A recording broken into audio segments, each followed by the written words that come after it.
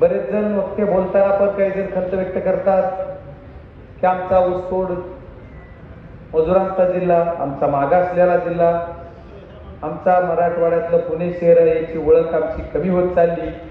पण याच्यासाठी काम कुणी केलं ते सुद्धा बघणं गरजेचं आहे. गेली कित्येक वर्ष तुम्ही राजकारणात पदावर आहात. एका संविधानिक पदावर आपण काम करतो आणि आपणच भाषणात म्हणतो की आमच्या जिल्ह्याचं मागासलेपण घालवण्यासाठी आम्हाला काम करायचं. आता मी फक्त 1 महिना झाला खासदार झालोय. 5 वर्ष म्हणणं ठीक आहे. दुसऱ्यांदा तुम्ही मला निवडून दिलं, ती ओळख जर मी तुमची पुसली नाही किंवा पुसण्यासाठी काम केलं नाही तर मला राजकारणाचं पद घ्यायची माझी लायकी नाही असं म्हणणारा नाही. तुम्ही किती वर्ष म्हणणार आहात? आमच्या 25 वर्षाची एक पिढी आहे ती की माझ्या बीड जिल्ह्याचं मागासलेपण घालवायचं. माझ्या बीड जिल्ह्याच्या शेतकरी मजुरांचा जिल्हा म्हणून जे परिचित जिल्हा आहे त्याचं आपल्याला नाव पुसायचं आहे. मग कुणी अडवलं? आजच्या या सत्कार समारंभाच्या दिवशी मी तुमचे सर्वांचे आभार मानणार आहे की तुम्ही मला माझ्यासारख्या एक सर्वसाधारण घराण्यातल्या शेतकऱ्याच्या मुलाला देशाच्या सर्व उच्च सभागृहामध्ये जाण्याचा बहुमान आणि स्वाभाविकच आहे की तुमच्या अपेक्षा माझ्याकडून थोड्या जास्तीच्या असणार आणि ते काम करण्यासाठी मी पण प्रयत्न केले पाहिजे. आज हे निवडणुकीतलं मनोगत नाही, निवडणुकीच्या अगोदरचं आश्वासन नाही. निवडून आल्याच्या नंतर तुमचं कर्तव्य काय त्याची जाणीव जर कुणी एखाद्या कार्यकर्त्याने एखाद्या नेत्याने करून दिली तर त्याचं हसत हसत स्वागत करून आपल्या कर्तव्याचं काम करणं ही आपली तुमची आमची जिम्मेदारी असं म्हणणार आम्ही कार्यकर्ता. त्याच्यामुळे या अंबानगरीचं नाव आपल्याला रोशन करायचं. तुमच्या ज्या ज्या अपेक्षा आहेत त्या पूर्ण करण्याचा प्रामाणिक प्रयत्न मी या बीड जिल्ह्याचा खासदार म्हणून 100% करेल. आणि अंबाजोगाई नगरी अंबाजोगाई हेच विधानसभा मतदारसंघात माझ्या जन्मापासून असल्यामुळं ह्याचाही माझी जन्मभूमी समजून मी काम करणार आहे. त्याच्यामुळे तुम्ही त्याची काळजी करू नका. अंबाजोगाईच्या बाबतीत बरेच नेते आता अंबाजोगाईच्या नादी लागले राजकारणामध्ये, पण अंबाजोगाई भल्या भल्याला कळली नाही. अंबाजोगाईची संस्कृती, अंबाजोगाईची जनता आणि अंबाजोगाईचे संस्कार अंगीकारून घेणं ज्याला जमलं त्यालाच ती अंबाजोगाई कळाली असं म्हणणारा मी कार्यकर्ता. अंबानगरी इथे मोठे मोठे भाषण करायला कुणालाही जमल. तेच भाषण तेच आसवानं किती दिवस आश्वासन ऐकणार. आता कुठंतरी आपल्याला काहीतरी मिळवायची अशी वेळ आहे असं म्हणणारा मी कार्यकर्ता आहे. आणि अंबाजोगाईसाठी काहीतरी आपण पदरात पाडून घ्यायची ही वेळ आहे असं म्हणणारा मी कार्यकर्ता. या अंबानगरीने माझं अगदी जोशामध्ये स्वागत केलं. यशवंतराव चव्हाण चौकापासून ती इथपर्यंत वाजत गाजत माझी वरात काढल्यासारखं मिरवणूक काढली. आयोजकाचा संयोजकाचा मी आभार मानणार. आमच्या तरुणाईचा हा उत्साह एवढा मोठा आहे की आता कुणीतरी बोलताना सांगितलं की बाप्पा तुमच्या आयुष्याच्या शेवटच्या श्वासापर्यंत तुम्ही ते सहन करावं का काय असं वेगळं मानायचं होतं. त्यांना काहीतरी काम करा. मी तर म्हणेल माझ्यापेक्षा पुढच्या पिढीने सुद्धा पाळलं पाहिजे एवढं आशीर्वाद तुम्ही सर्वांनी दिलाय. हे खरोखरच मी काल केजला पण अभूतपूर्व स्वागत केजकरांनी केलं. बीड जिल्ह्यात इथं मागं कोणाचं कोणी स्वागत केलं नसतं. फक्त JCB लावून स्वागत होत नाही, त्याला माणसं लागतात आणि प्रेम करणारे माणसं लागतात आणि मनातून आलेले माणसं लागतात ज्याच्यासाठी 1 रुपया खर्च न करता स्वतःच्या खर्चाने आलेले माणसं लागतात. ही निवडणूक राजकारण त्याच्या पलीकडे काय तुमचे माझे जिव्हाळ्याचे संबंध टिकवण्याचं काम तुम्ही आम्ही सर्वांनी करायचं. आज आमचे अध्यक्ष साहेब बोलताना म्हणले की आज आपण सत्कार करतोय, आज मागणी नाही. आमच्या बीड जिल्हा अंबाजोगाई नगरीला किंवा बीड जिल्ह्यातल्या संबंध प्रेम करणाऱ्या जनतेला वेळच मिळाला नाही मागायचा. त्याच्यामुळे त्यांची उत्सुकता अशी आहे की आपण जरी सांगितलं की एवढा उद्या मी पुन्हा सत्कार घेतो तरी नाही, आमचा अगोदर सत्कार.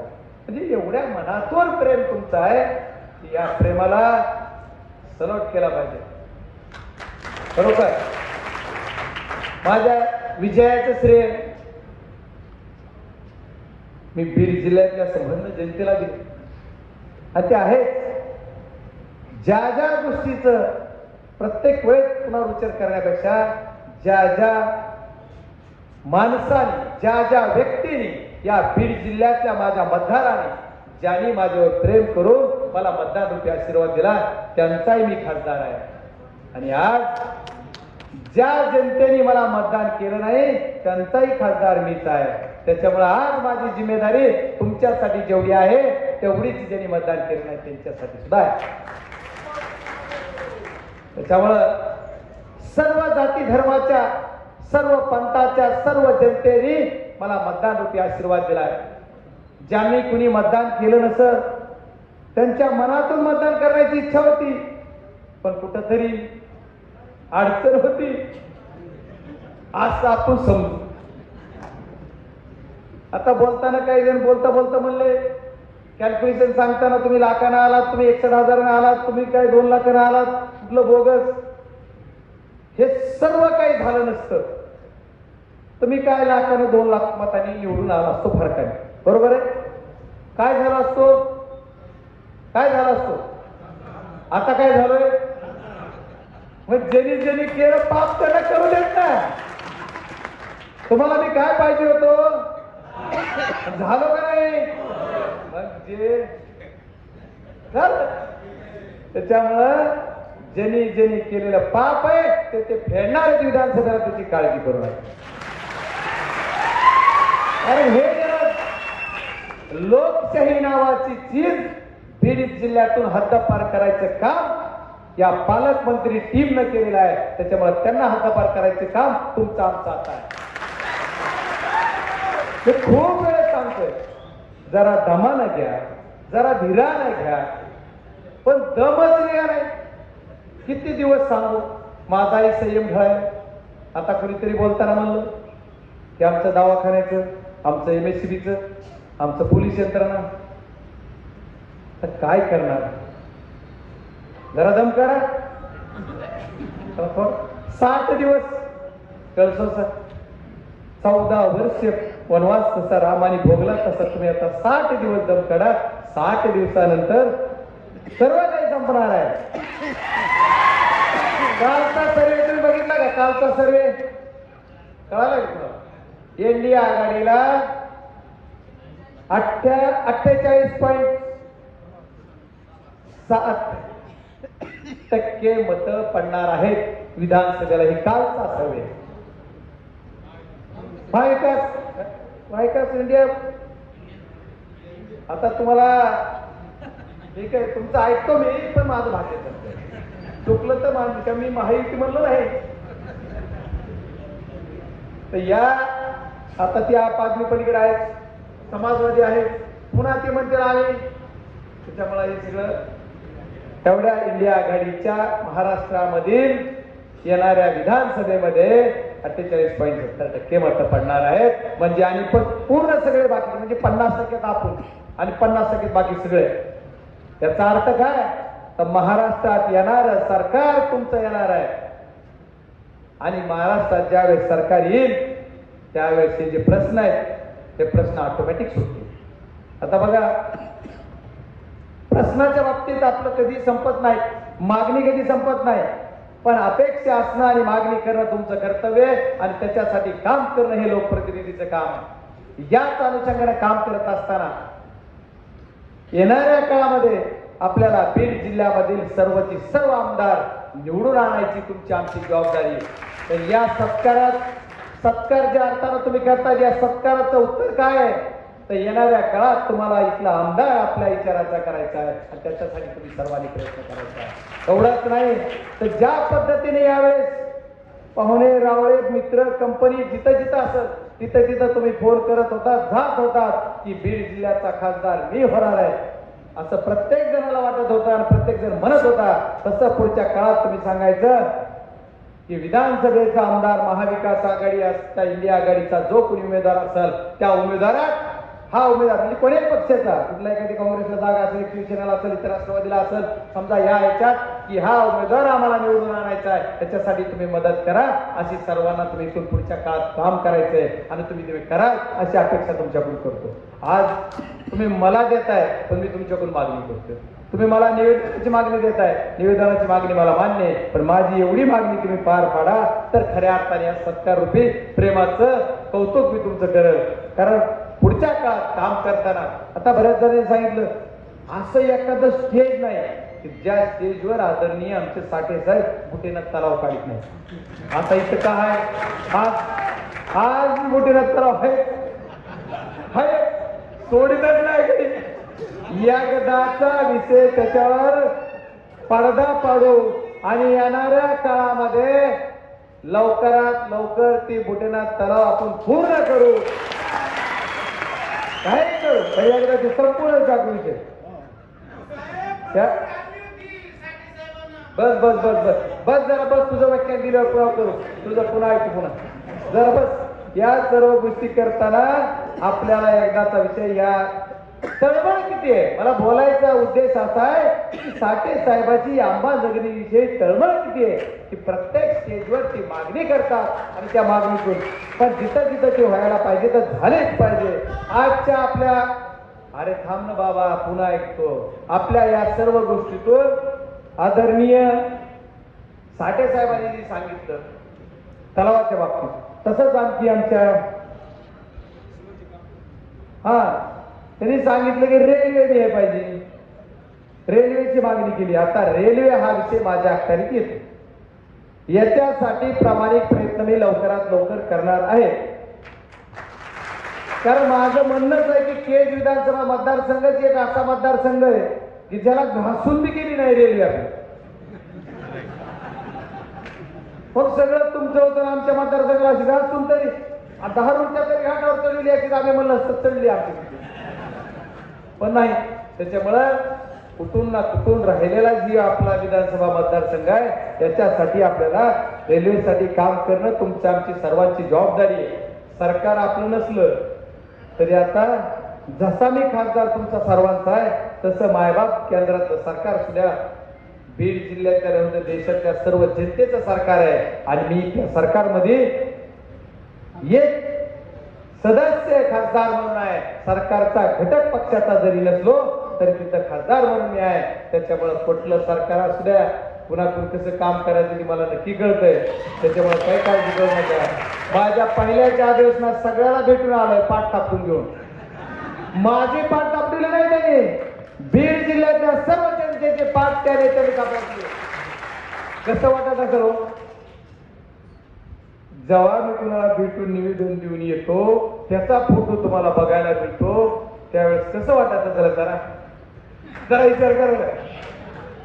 सहजच विना अरे एखाद्या गरीबाचं लेकरू खासदार झालं तर बिघडलंय कुठं काय झालं झालंय ना. आता मी परवाच म्हणलो आता काय होणार आहे का बदल.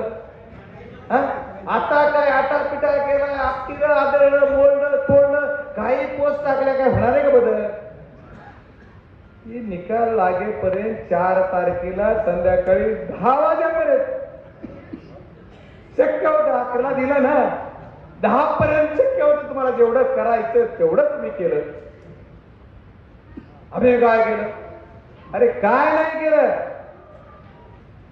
पोलीस यंत्रणेला सुद्धा छातीवर हात ठेवून विचारा काय काय नाही केलं. एवढंच नाही तर खोट्या गुन्ह्यात बजरंग सोरेला इलेक्शन मध्ये अडकवा ही सुद्धा आदेश दिला. बोललो नाही आतापर्यंत. अरे तुम्ही काही जरी केलं तरी शक्य होत नाही. असंच पाप याच प्रक्रियेत मागे एकदा 2007 ते 2009च्या दरम्यान माझ्यावर असाच गुन्हा दाखल करा म्हणून एक एपीआय होते इसवडगाव सर्कलला, त्या इसवडगाव एपीआयला रात्री 2 वाजेपासून ते पहाटे 4:30 वाजेपर्यंत शिव्या दिल्या जात होत्या की तू त्याच्यावर गुन्हा दाखल कर, पण त्यांनी नाही केलं. तसंच आता सुद्धा झालं बाबा हो. विचारा केच्या पीएला आता शिव्या देऊन सांगत होते ह्याला उच्यावर गुन्हा दाखल करा, नाही केला. मग सलट केला पाहिजे की नाही? खोटा गुन्हा नाही केला. आता ह्याचा सगळा बदला व्याजासहित ही जनता घेईल. किती दिवस? आणि काय होणार आहे ह्याला? ईडीला सासर माहेर सासर काय होणार आहे? माझ्यावर गुन्हा झाला तर काय मध्ये मी तर सांगून आलतो, समोर सांगितलं होतं, तुमच्या समोर जाहीर सांगतो, माध्यम सुद्धा इथं आहे. मी ज्या दिवशी बाहेर निघालो 16 मार्च 2024 ला संध्याकाळी 7 वाजता बाहेर निघालो बंगल्याच्या देवगिरी, त्या दिवशी सांगून आलतो की मी जेलमध्ये जाईल पण निवडणूकच लागणार. काय करणार आहे तुम्ही याच्यापेक्षा? आता काय काय बोललं चाललंय, काय काय केलं चाललंय का? आज विकासावर बोला, ज्यांनी ज्यांनी विकास करा. तुम्ही जे काही प्रश्न आहेत ते सोडवा. खूप काम आहे, काम कमी आहे का? एवढं मोठं काम आहे ते काम करा. कुठंतरी थांबवा.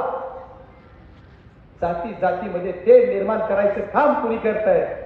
रात्रीच नायगाव म्हणून पाठवतो तालुक्यात, तिथे एक शिक्षक आहे, तो रात्री तेवढ्याच शिव्या देतोय.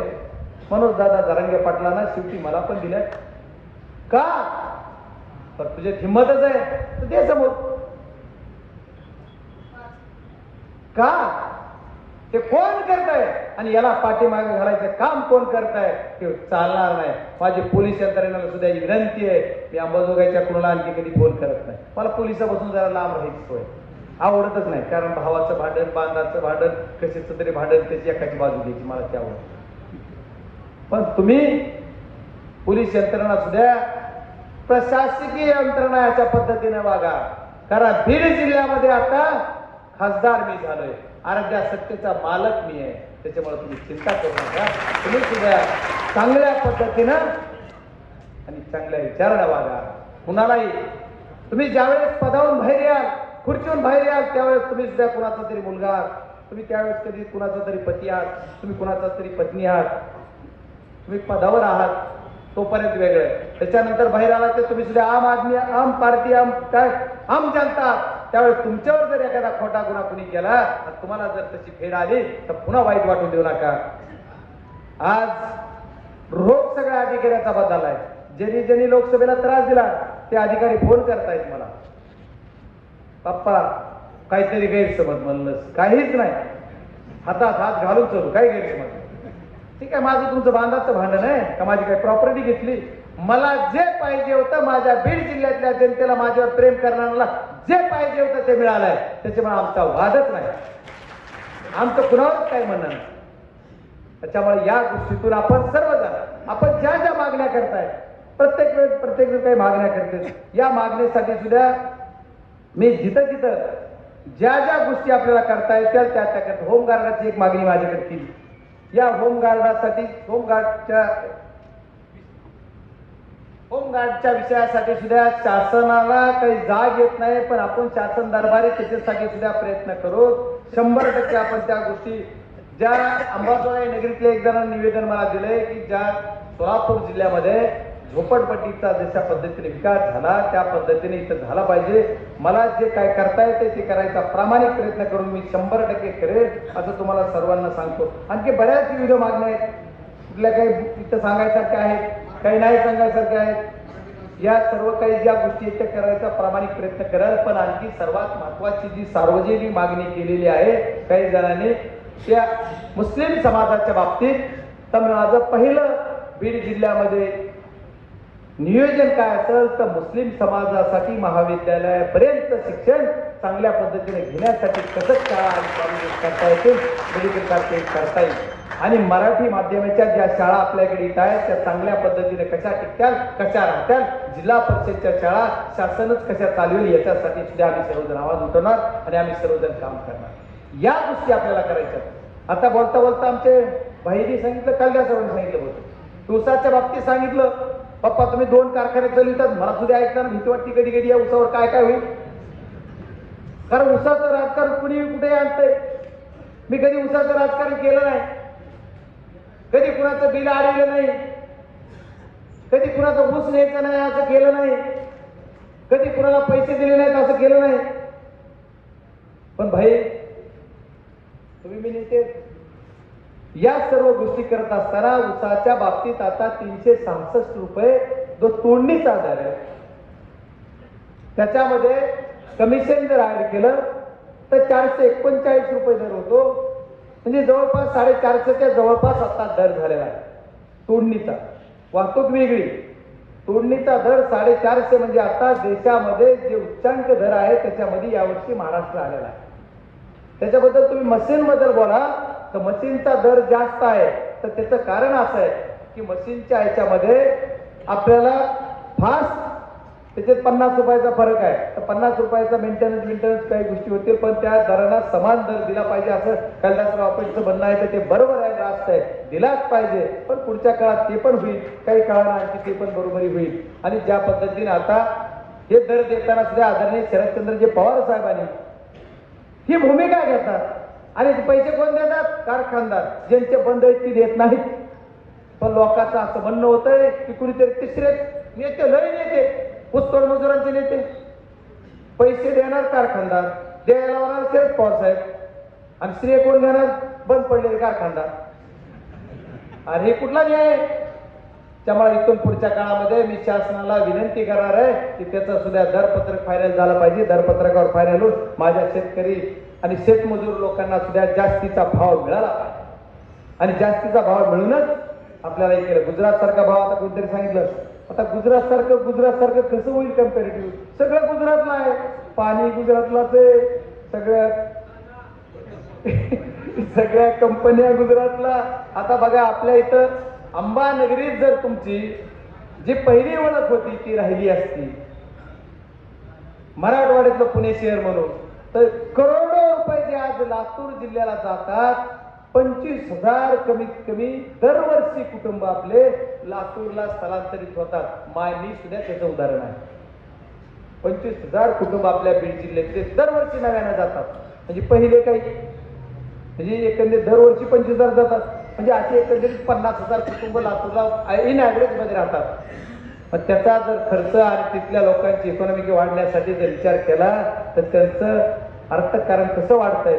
तिथलं किराणा दुकानदाराला पैसे मिळणार, तिथल्या कपड्या दुकानदाराला मिळणार, तिथला दवाखाना आला, तिथल्या सर्व गोष्टीला पैसे, हे पैसे अंबाजोगायचे घालवायचं पाप कोणी केलंय तर या राजकर्त्यांनी केलंय असं म्हणणारा मी कार्यकर्ता आहे. त्याच्यामुळं जसं आपलं अंबाजोगाईचं नाव घालून आपल्याला बाहेर काढलं, अंबानगरीचं जे मराठवाड्यातलं पुणे शहर हे नाव घालायचं काम कोणी केलं तर राजकर्त्यांनी, ज्या त्यांना घरी बसवायचं काम कोणाला करायचं तर तुम्हाला आम्हाला करायचं, त्याच्याशिवाय आपल्याला गत बोलता बोलता काही बोललं जातंय, कुठेही बोललं जातंय. पण या सर्व गोष्टी तुम्हाला सर्वांना सांगणार आहे. तुमची आमची सर्वांची जी मागणी आहे की माझ्या बीड जिल्ह्याचं दरडोई उत्पन्न वाढलं पाहिजे, आणि हे वाढण्यासाठी मला काम करायचंय. मी निवडणुकीच्या अगोदरही सांगितलं, निवडणुकीतही सांगितलं, आणि आता निवडणूक झाल्यावरही सांगतो. तर बरेच जण म्हणतात की मला माझ्या बीड जिल्ह्यातल्या जनतेचं दरडोई उत्पन्न वाढवायचंय. परवाचा अहवाल बघितलं का राजसाहेब भाऊ? परवाचा एक अहवाल बघितलं का?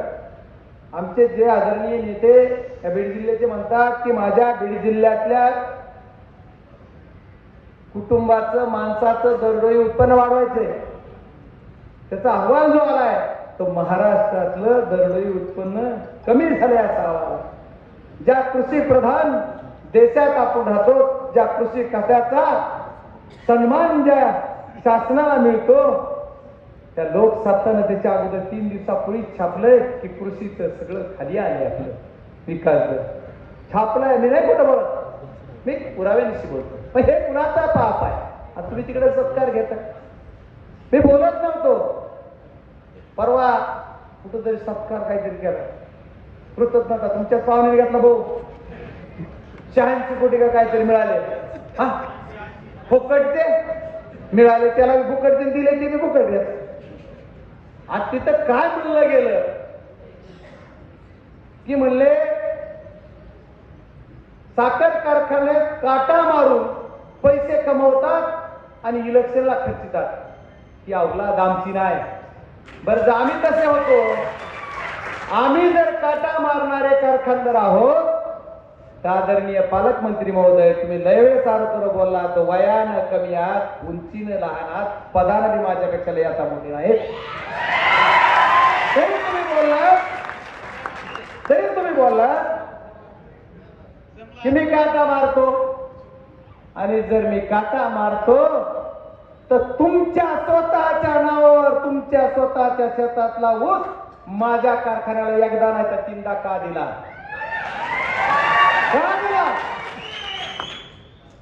तुम्हाला लयच काटा काटा काटा काटा करेल मायबाप जनता. लय काट्यावर जाऊ नका. तुम्हाला मी विरोधात बोला हीच तुमची खुमखुमी आहे काय? ठीक आहे, तसं करू. घाबरत असं वाटतंय की तिथं नाही वाटणार तुम्हाला, ते माहिती आहे तुम्हाला. मग कशामुळं गुन्ह्या गोविंदानं चला ना, चाललंय ना. जवळ तुम्ही आहात तोवर लोकांचे कामं करा. मी जवळ मी 5 वर्षे, तुमचं संपत आलंय, माझं सुरू झालंय.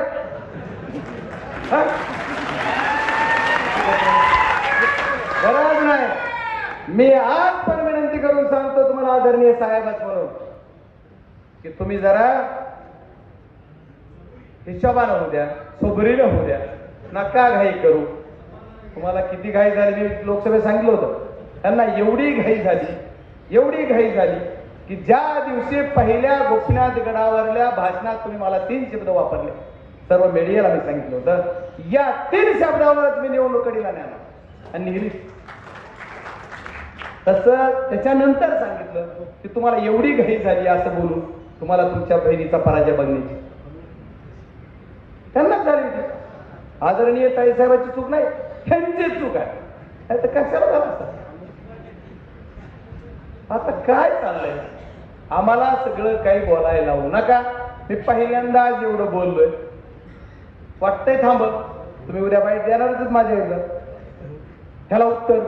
त्याच्यानंतर कसं देतो उत्तर ती बघू. काय करा, काय नाही. सुरुवात अंबाजोगाई नगरीतून मी केली. मी समजावून सांगितलं 1दा 2दा 3दा 10दा.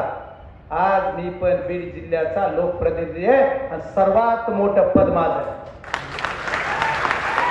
बजरंग सोरेन इतकी झाट के पट्टी आहे, पण खासदार आहे आणि या खासदाराचा बहुमान राजा. आम्ही पदाचा सन्मान करतो. संस्कृती आमच्या हात आहे. आमच्या आईवडिलांना, आमच्या सर्व जनतेनं, आमच्या मायबाप ज्यांनी मला राजकीय जन्म दिला, त्यांनी मला संस्कार शिकवले, ते संस्कार आम्ही पाळतो आणि पाळणारच झाला. आणि आज तुमच्या सर्वांच्या साक्षीनं मी एक अभिनंदन करणार आहे. ज्या माझ्या समोर प्रतिस्पर्धी म्हणून लोकसभेला उभे असणाऱ्या आदरणीय पंकजाताई मुंडे यांचं विधान परिषदेवर काल जी निवड झाली त्याबद्दल तुमच्या सर्वांच्या साक्षीनं मी त्यांचं अभिनंदन करणार. बीड जिल्ह्याला आणखी एक नवीन आमदार मिळाला, विकासामध्ये भर पडली, मला आनंद आहे.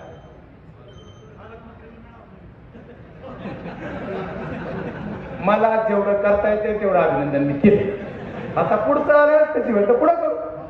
जय मोठं आपल्याला काय, तुम्ही नेत्याच आहात, तुमचं अभिनंदन करायला काय कमी म्हणा. माझ्या वतीनं, माझ्या बीड जिल्ह्यातल्या जनतेच्या वतीनं सुद्धा मी तुमचं अभिनंदन करतो. माझ्या पक्षाच्या वतीनं सुद्धा मी तुमचं अभिनंदन करतो. हे माझं काम आहे. आणि आपल्या बीड जिल्ह्यातल्या सर्व जनतेला विनंती करणार आहे की कुठल्या पोस्ट टाकले नाही, कुठं काही वाईट कुठे काही होत नाही. तुम्ही सुद्धा सर्व जर माझ्यावर प्रेम करत असाल, आमच्या पक्षावर करत असाल, आमच्या सर्वावर करत असाल, तर कुठली पोस्ट कुणाच्या विरोधात वाईट टाकणार काय होणार आहे? अरे तुम्हाला एवढं चांगलं डोकं दिलं, त्याचा वापर तुम्ही चांगल्या विषयासाठी करा, चांगल्या गोष्टीसाठी करा. आणि जोपर्यंत कुणी समोरचं आपल्यावर काही फेकत नाही तोपर्यंत मारायचा प्रयत्न करूच नका.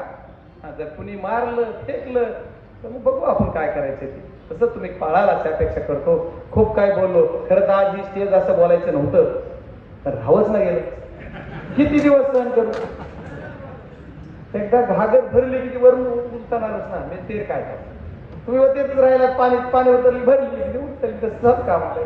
चला सर्वांचे आभार मानतो. तुमचं असंच प्रेम माझ्यावर आयुष्यभर राहो. ज्या ज्या मागण्या तुमच्या असत्याल, ज्या ज्या अपेक्षा असत्याल त्या पूर्ण करल. तुमच्याकडून शेवटची मागणी करतो की येणाऱ्या काळामध्ये बीड जिल्ह्यामध्ये सर्व आमदार आपले निवडून आणण्यासाठी तुमचा सर्वांचा आशीर्वाद द्या. खूप खूप धन्यवाद.